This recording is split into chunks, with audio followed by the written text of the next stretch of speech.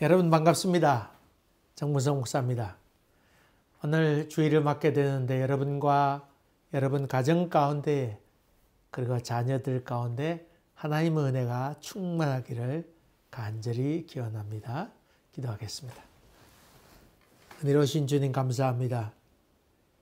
이 예배 드릴 때 주님 만나게 하시고 하나님께서 우리에게 요구하시는 것이 무엇인지 또 우리가 주님께 간구해야 될 것이 무엇인지 깨닫고 기도하고 주님 만남이 가장 큰 즐거움이 되도록 은혜를 베풀어 주시옵소서. 예수님 이름으로 기도하옵나이다. 아멘. 오늘 여러분과 같이 은혜 나눌 하나님의 말씀은 마태복음 13장 51절부터 52절까지입니다. 제가 봉독하겠습니다. 이 모든 것을 깨달았느냐 하시니 대답하되 그러하오이다. 예수께서 이르시되 그러므로 천국의 제자된 서기관마다 마치 새 것과 옛 것을 그 곳간에서 내오는 집주인과 같으니라. 아멘. 아멘. 여러분 오늘 봉독한 말씀 이렇게 있는데 여러분 기억납니까? 이 말씀 들은 적 있다고 아니면 읽은 적 있다고 생각이 납니까? 성경 읽다 보면 야 이런 말씀도 있었구나 그런 부분도 사실 많이 있지요. 많이 있어요. 목사인 저도 그런데요. 나 오늘 말씀도 참 이런 말씀이 있었구나. 그런데 이 말씀을 씹어보는 동안에 참 귀한 말씀이로구나 하는 생각을 해서 오늘 본 말씀을 하나 잡아보았습니다. 오늘 봉독한 말씀 그 앞에는 바로 13장 천국장이라고 그랬지요. 천국장. 천국에 대해서 이렇다 또 감추인 보화와 같다.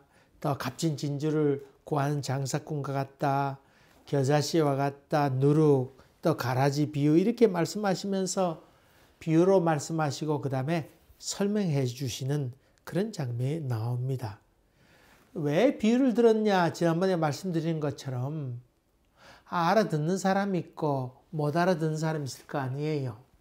비유로 말하면 예수를 공격하고 또 시비를 걸고 모함하려고 했던 그런 사람들은 그게 무슨 말이야? 그렇게 못 알아듣도록 하기 위한 것이고 정말 성령에 임하게 되어서 이 말씀이로구나 하는 것은 그런 깨달음이 있게 될 때에 그 마음간에 믿음이 생기게 하기 위한 하나님의 방법이다. 그것을 설명하였지요.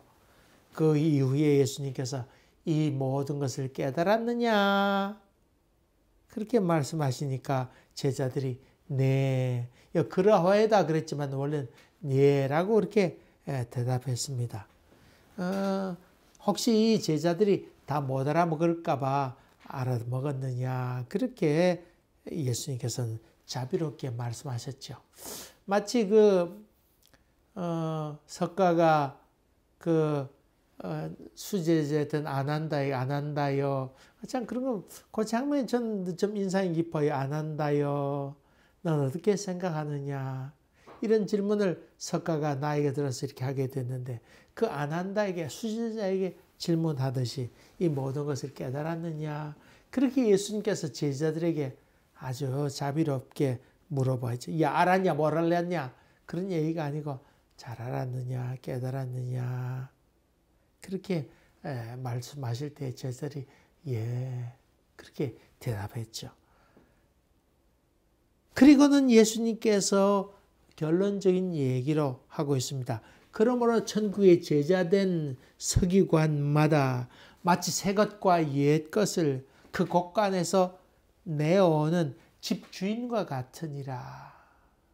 집주인과 같으니라. 저는 사실 이 말씀이 있는지도 몰랐습니다. 물론 그때 알았겠지만 잊어버린지 그건 모르겠습니다만 어쨌든 간에 참 귀한 말씀이라 한 생각을 갖습니다. 오늘 이 말씀 옛 것과 새 것을 곳간에서 내어오는 집주인과 같다. 이런 얘기는 사실 천국장에 대한 이야기를 쭉 하면서 결론적인 얘기로 한 말이지요. 이런 서술 방법은 마태가 즐겨 썼던 서술 방법 가운데 하나입니다. 그리고 이 말씀은 사실 마태복음에만 나와 있습니다.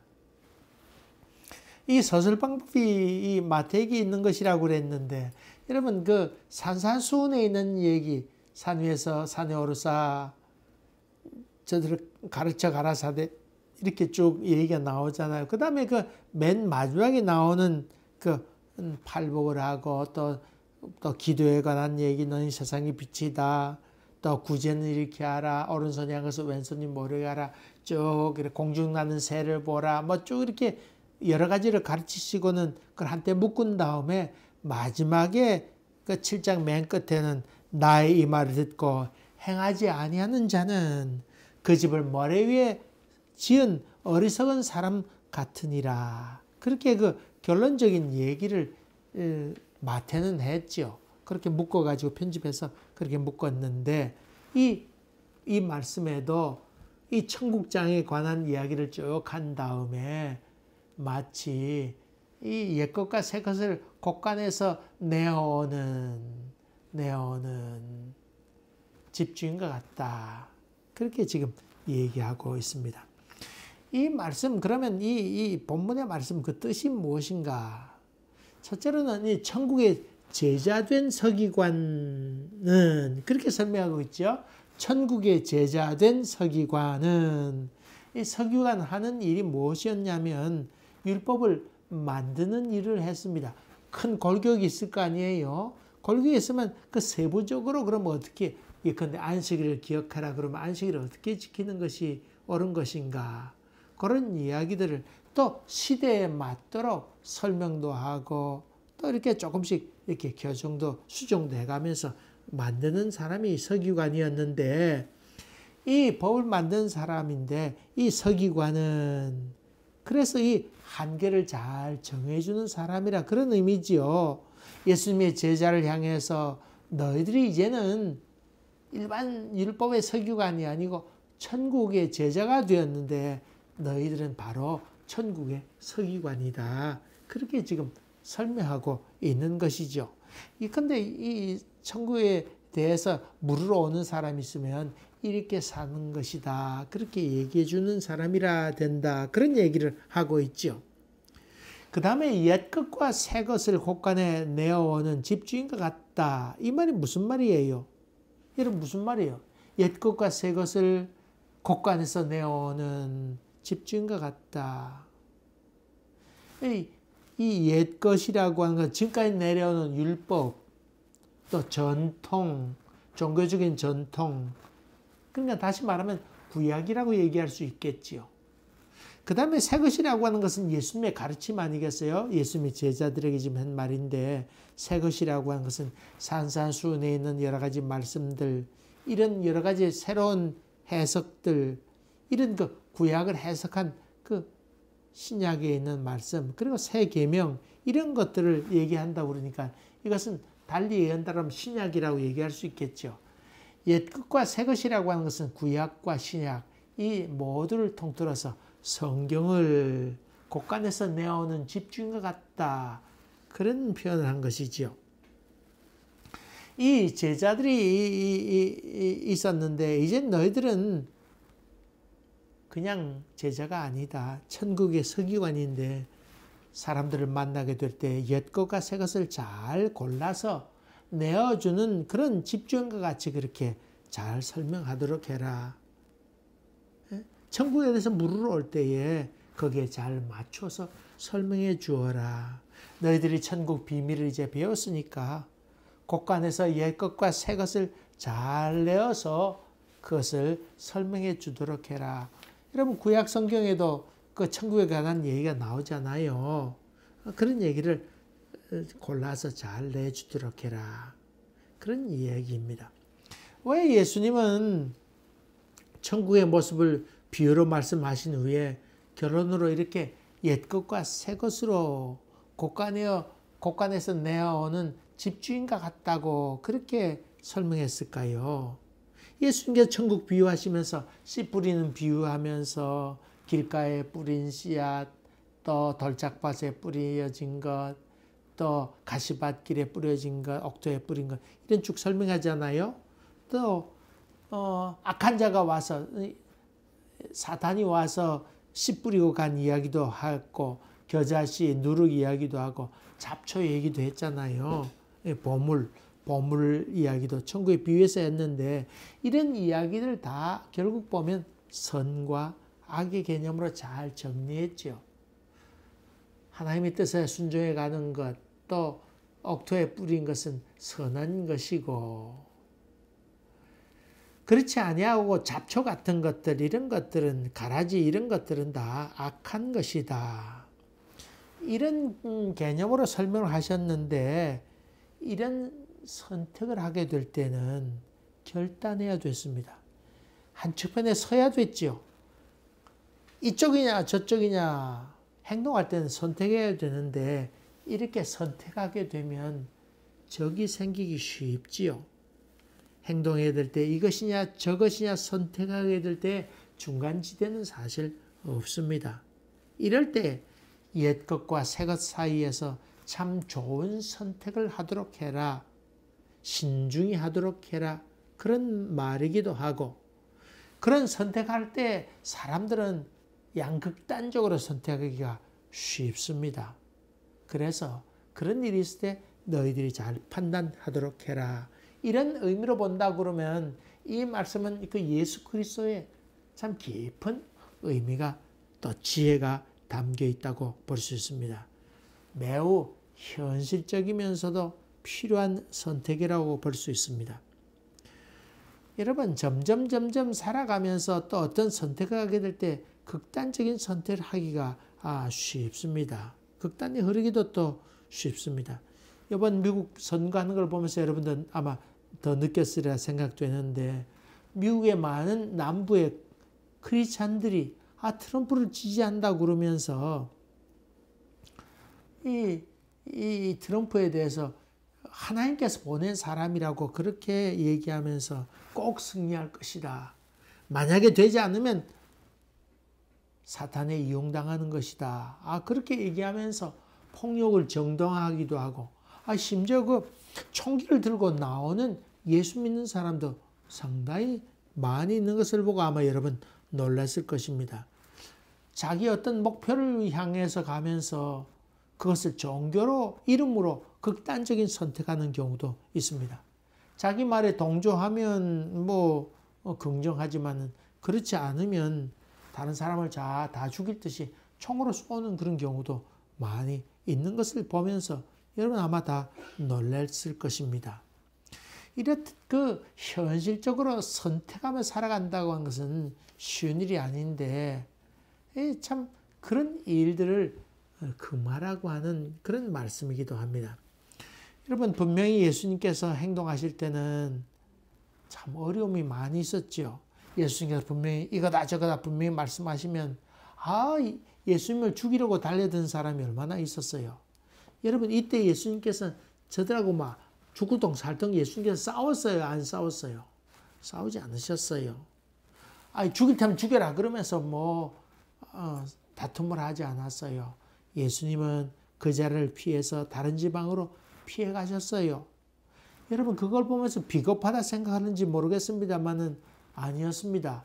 예수님께서는 이 때가 아니다. 내가 지금 죽을 때가 아니니까 저 사람하고 격하게 싸울 필요 없다고 생각 가지게 되어서 피했다가 예수님은 자기 일을 다 완성한 이후에 그리고 십자가에 달려서 기꺼이 죽음까지도 가는 용기 있는 모습 보지 않아요? 그때 비겁하게 도망가지 않았습니다. 예수님이 결단하고 죽음의 자리로까지 가게 되죠. 그리고 다 이루었다. 예수님은 때를 분별할 수 있었기에 그렇게 마지막에 그 마지막 한 방을 그렇게 잘 정리하셨던 것을 봅니다. 그렇지만 또 여러분 보세요. 반대로 예수님은 또 율법을 잘 따랐습니다. 물론 이삭을 패먹는 제자들이 패먹는 일을 바라보면서 탓하지 말라고 그렇게 얘기하셨잖아요. 그렇지만 예수님께서는 율법을 그냥 다 폐하러 온 것이 아니라고 그랬습니다. 일반 사람들과 달리 예수님께서 가르쳤던 그 가르침은 특별히 달랐습니다. 너희가 오리를 가져거든 십리를 가져오라. 로마법에는 오리를 가라고 했지만은 너희들은 그럴 거 없다. 십리를 가져오라. 또 율법에는 눈, 이로 답하라고 갚으라고 얘기했지만은 안 된다. 오른밤을 치거든 왼밤을 돌려대도록 해라. 이 가르침은 대단한 것이었고 새로운 것이었습니다. 아이 속옷을 달라거든 겉옷까지 내어주어라. 겉옷이 아주 비싸다고 그랬죠. 더 값진 것인데 그까지 주도록 해라. 원수를 미워하라 하였으나 원수를 사랑해라. 이런 가르침은 구약에 나오는 가르침과 대치되는 것이었습니다. 예수님의 가르침과 그리고 구약에 있는 가르침과 아주 차이가 나고 대치되는 것이었기 때문에 이 예수님의 말씀 그대로 지킨다고 하는 것도 참 쉽지 않은 일이었습니다. 버트란트 러셀이 그랬습니다. 나는 왜 크리스찬이 아닌가? 그가 그런 얘기하면서 예수님의 가르침이라고 하는 것은 인간의 그것을 그대로 따를 수 없는 일이다. 아니 오른밤을 떼고도 왼밤을 때릴 수 있는 것이 과연 인간이란 말인가? 그건 그렇게 얘기하면서 도저히 도달할 수 없는 세계를 예수님이 얘기했다.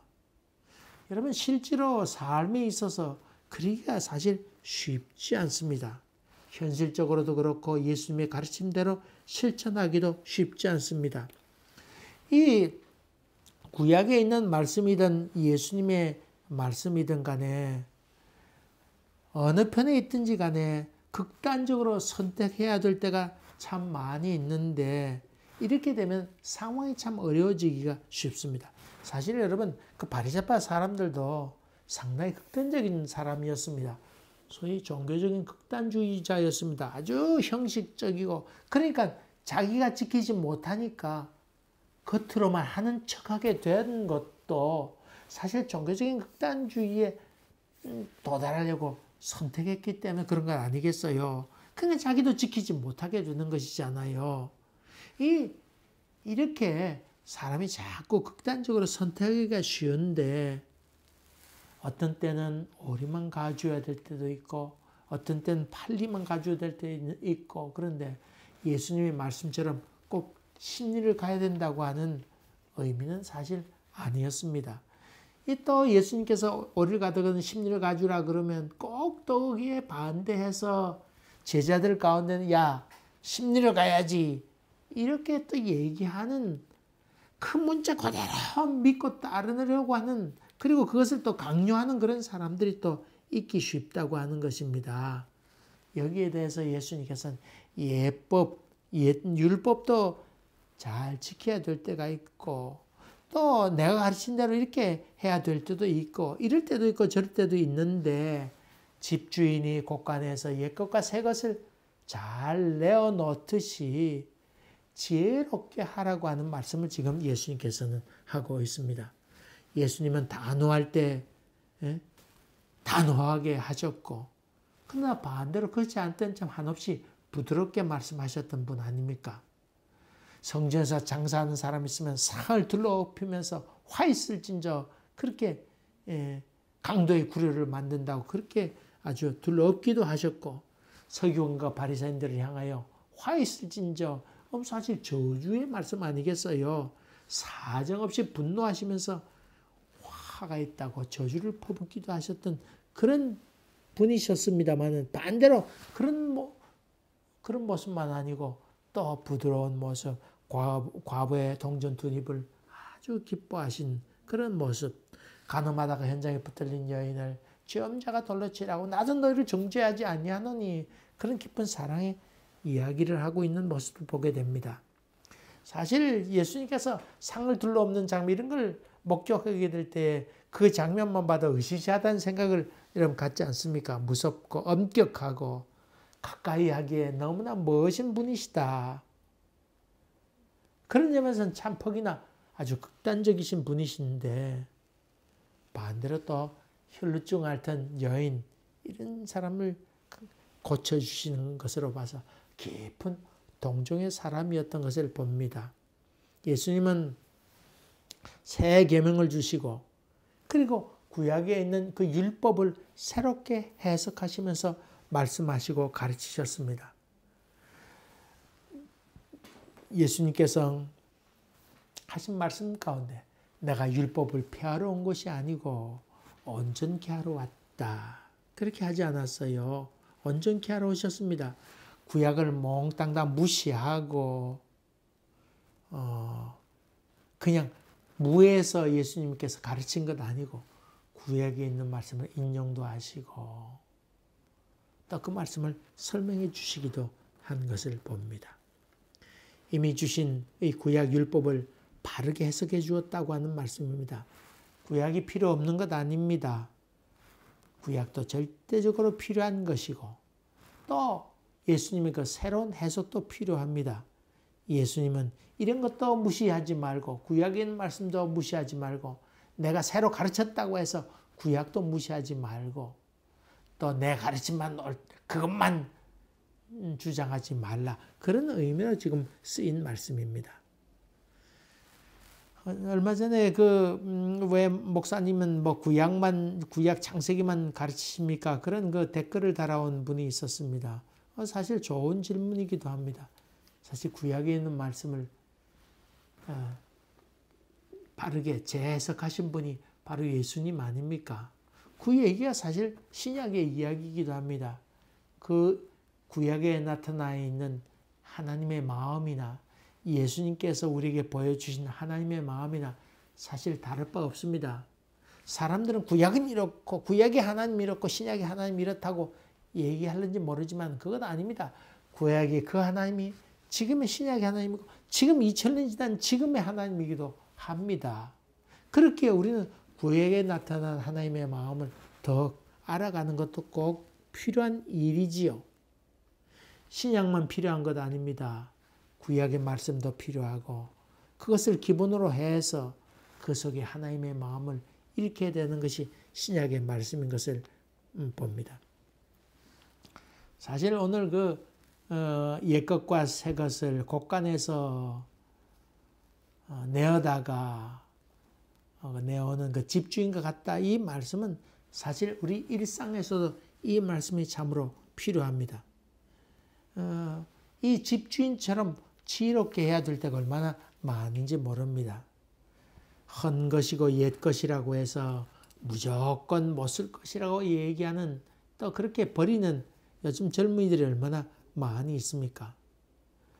여러분 또 나이 든 사람은 또 옛날 것이 소중한 것이요 뭐 그러면서 새 것이라고 다 무시하는 쓸모없는 것이라고 그렇게 얘기하는 사람도 종종 많이 만나게 되는데 다 그런 것도 자 이제 좀 지혜롭게 이 옛것도 좋은 거 있으면 잘 보존하고 그것을 사용하도록 하고 또 새 것도 좋은 것 있으면 잘 취해서 하는 것이 옳다. 그런 말이기도 하죠.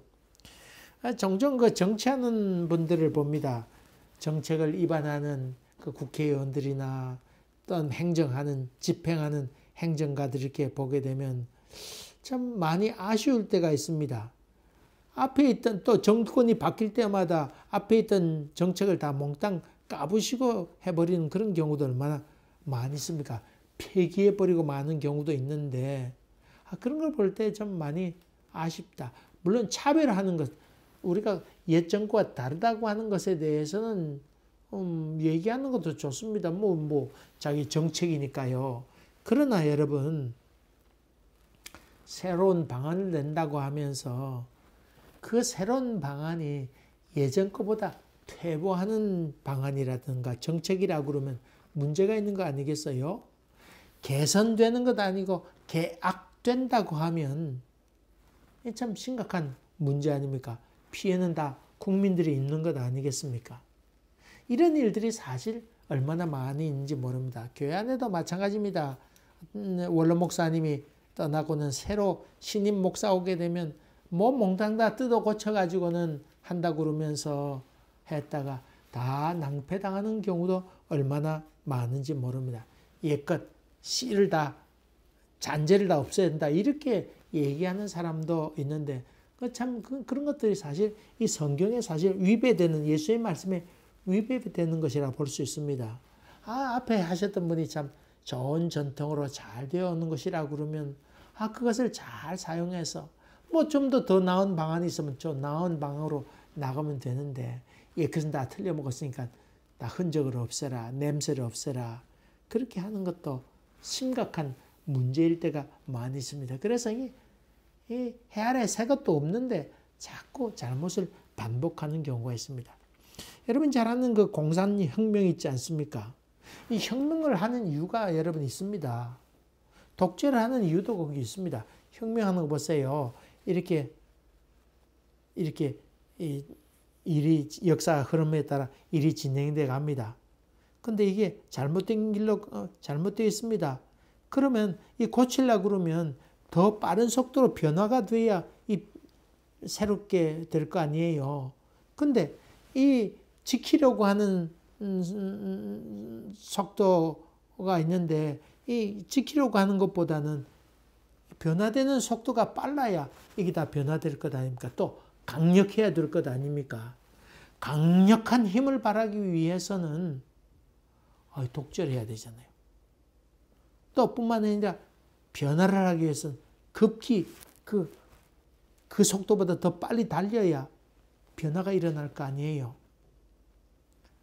그러기 위해서 혁명이 필요하다고 하는 겁니다.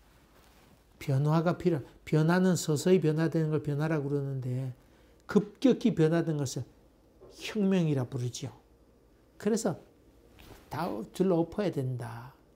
그래서 나온 것이 프롤레타리아 혁명이다. 그렇게 얘기하죠. 그래서 그 공산국가에서 일방적으로 독재를 많이 하는 이유 가운데 하나가 그걸 또 용납하는 이유가 그런 데 있습니다. 근데 여러분, 그러고 보면 공산혁명 이렇게 일으키면서 참 처음 출발은 뭐 좋았다고 하는 마음 들는지 모르겠습니다만은 그러나 나쁜 방향으로 굴러갈 때가 또 많이 있습니다. 또 여러분이 잘 아는 그 러시아의 소련의 그 당시 소비에트 연방이죠. 스탈린의 경우에 그 참 2차 세계대전 때에 소련이 참여했잖아요.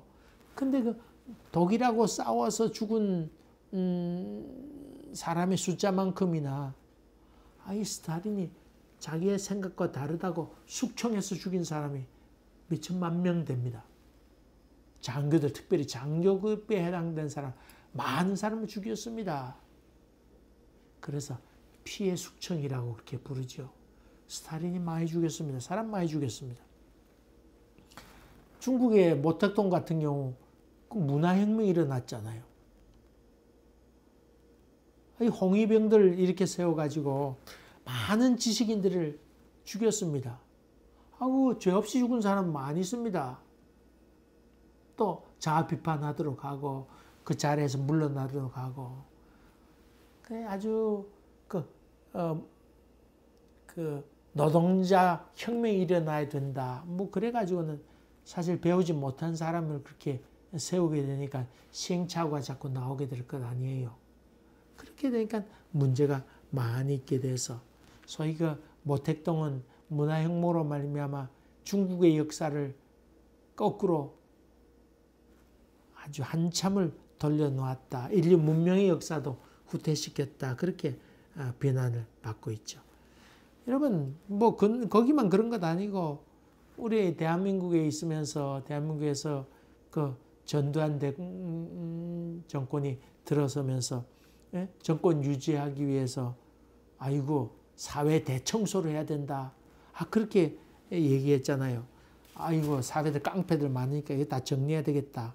그렇게 해서 소위 그 삼천교육대를 만들었는데 삼천교육대 만들면서 깡패도 잡아가뒀지만은 선량한 사람, 아무 뜻도 모르고 아무 혐의도 없는 사람이 끌려가서 거기서 고생당하고 고문도 당하고 아주 어려운 고초를 겪은 사람도 있죠. 여러분 연세 드시면 알겠습니다만 코미디언 가운데 이기동이라고 있었잖아요. 이기동이 결국은 일찍 죽었습니다.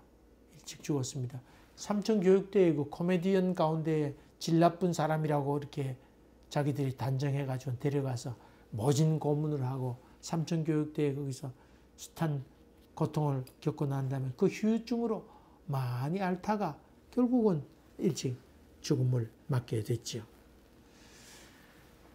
여러분, 이 사람이라고 하는 것도 어떤 정책이든지 간에 이 변화를 추구하게 될 때에 시행착오를 많이 겪는 경우가 있습니다. 또 희생을 강요하고 옛것은 무조건 나쁘니 다 깡그리 바꿔야 된다 무시할 때도 얼마나 많이 있는지 모릅니다. 반대로 새로운 그 변화에 적응하지 못해서 퇴보하는 그런 경우도 또 있습니다.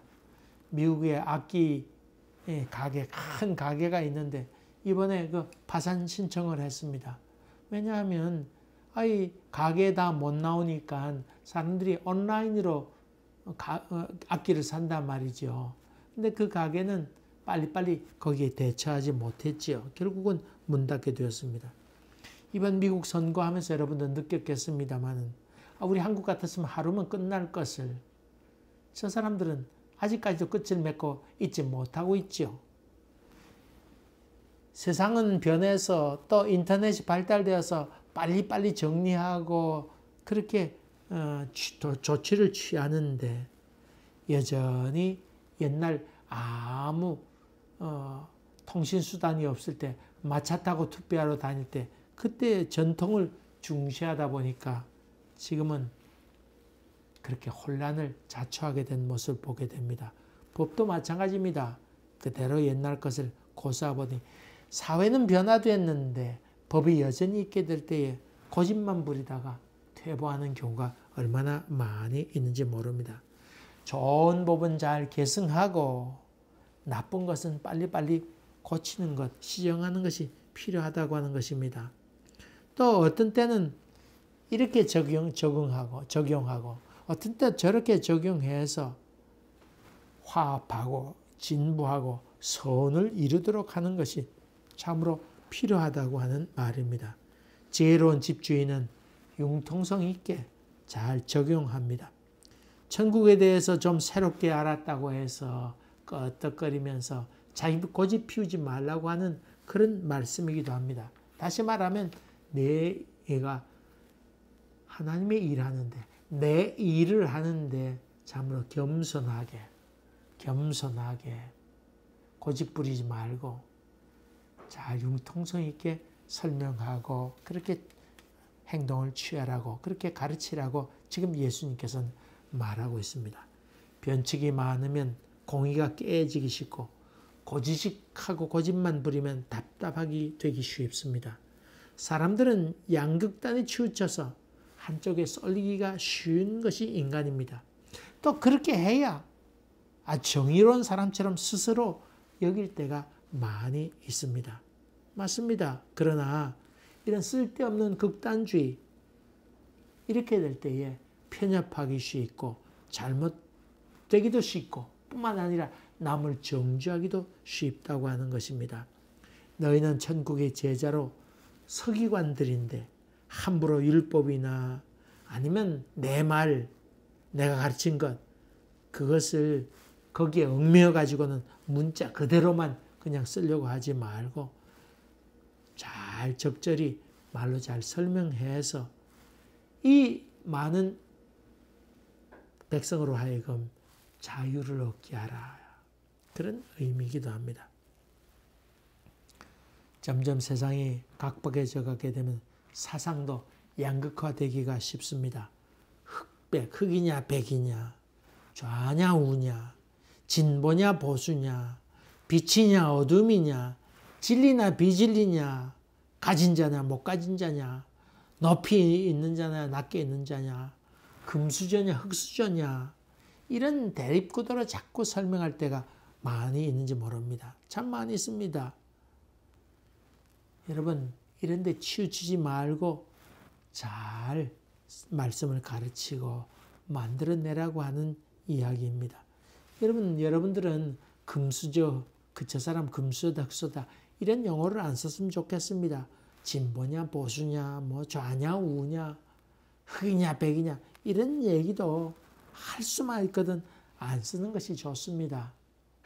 어떤 때는 여러분 이게 이런 게 옳다고 여길 때가 있고, 어떤 때는 또 이런 것이 좋을 때도 있고, 어떤 때는 소위 진보라고는 생각이 옳을 때가 있고, 어떤 때는 보수라고는 생각이 더 옳을 때가 있고, 어떤 때는 민주당이 더 설득력이 있는 것도 있고, 반대로 공화당이 더 설득력이 있을 때도 있습니다. 그러니까 거기에 대해서 여러분이 자유로우세요. 난 못 받아. 그래서 그것 위해서 합리화시키고 아둥바둥 살게 되면 거기에 여러분이 매이게 되기 쉽습니다. 우리의 시민권은 천국에 있는데 예수님께서 가르친 말씀도 귀한 것이고 그 근거로 했던 그 구약에 있는 말씀도 귀한 말씀이니까 그 말씀을 적절히 잘 조화를 이루면서 섬겨가는 것이 참 귀한 일이지요. 아이고 그냥 물 흘러가듯이 좋을 대로 하라고 하는 그런 의미가 아닙니다. 화합을 위해서 잘 조절해 가는 것도 필요하다고 하는 것입니다. 그래야 천국 제자의 서기관으로서 잘 설명할 수 있고 태도를 취할 수 있다고 하는 것이 여기서 이야기하고 있습니다. 여기에 예수님께서는 우리에게 그 새로운 사명을 부어주셨습니다. 새로운 사명을 부어주시면서 곳간에서 옛것과 새것을 내어주는 집주인처럼 너희가 살아가라고 그렇게 얘기하고 있습니다. 특별히 마태는 이 말씀을 하신 예수 그리스도를 매우 자랑스럽게 여기면서 구약에 있는 율법을 잘 소중히 여기고 또 그것을 해석하신 예수님 말씀도 귀중하게 여길 것을 당부하면서 바로 이분이 내가 믿는 예수라고 하는 것을 자랑하고 있습니다. 여러분 우리도 천국의 제자인 서기관입니다. 많은 사람을 만나는데 이런저런 사람들이 우리에게 묻습니다. 이게 무슨 말입니까? 저런 말씀입니까? 우리가 어떻게 행동해야 됩니까?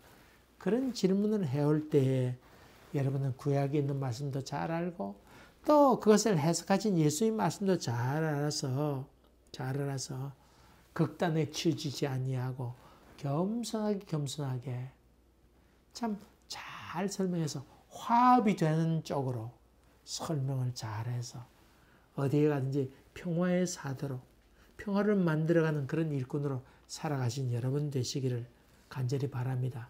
그러기 위해서 신구약 성경 많이 아는 것도 우리가 얼마나 필요한 일인지 모릅니다. 성령의 놀라운 역사하심과 깨달음이 여러분 심령 가운데 충만하게 되어서 신약과 구약 양쪽 다 잘 통달하는 그런 지혜가 넘쳐나서 많은 사람을 하나님 앞에 데려오게 하는 귀한 일 감당해내는 여러분 되시기를 주의 이름으로 간절히 기원합니다. 기도하겠습니다.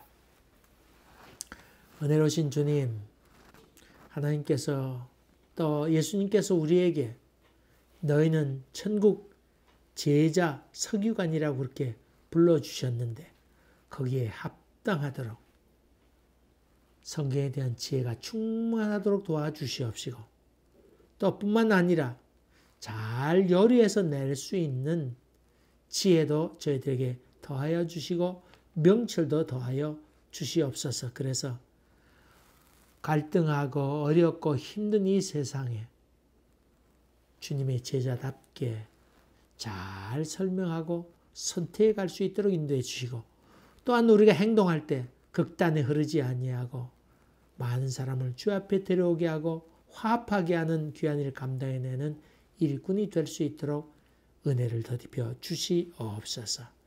코로나 바이러스로 인해서 더 어려운 상황에 처해 있는데 이럴 때일수록 겸손하게 더욱더 통제에 잘 따르고 또 순복해 갈 수 있도록 도와주시고 뿐만 아니라 하나님께서 치료하는 광선을 발하여 주셔서 속히 이 어려움이 물러가도록 도와주시옵소서. 여러 가지 경제적으로 어려움 당한 사람들이나 이런저런 어려움 형편에 처해 있는 분들에게도 주께서 찾아가 주셔서 놀라운 은혜로 더딥혀 주시옵시고 또 하나님 살아계심을 이번 기회를 통해서 더 명확하게 깨닫고 확인하는 귀한 믿음의 장부들 될 수 있도록 도와주시옵소서. 지금은 우리 주 예수 그리스도의 은혜와 하나님 아버지의 지극하신 사랑과 성령의 역사하심이 저희들 가운데 항상 함께 계시기를 간절히 축원하옵나이다. 아멘. 아멘.